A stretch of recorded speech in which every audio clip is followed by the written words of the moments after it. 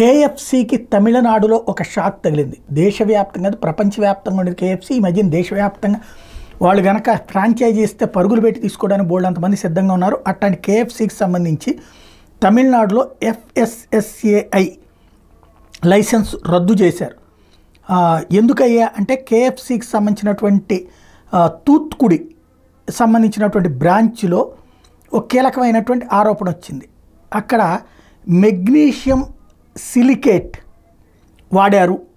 దేనికి అంటే ఆయిల్ ఏదైతే వీటికి వాడతారో ఈ ఏపుళ్ళకి కాల్చడానికి వాడేటటువంటి ఆయిల్ ఏదైతే ఉంటుందో ఆ ఆయిల్ని మామూలుగా పారబోసేయాలి. కానీ దాన్ని మళ్ళీ రీయూజ్ చేస్తే కనుక ఆ వస్తువు యొక్క క్వాలిటీ పడిపోతుంది కాబట్టి పారబోయాలి. కానీ దాన్ని ప్యూరిఫై చేయడం శుభ్రం చేయడం కోసం ఈ మెగ్నీషియం సిలికేట్ వాడారు అన్నటువంటి విషయం తేలింది.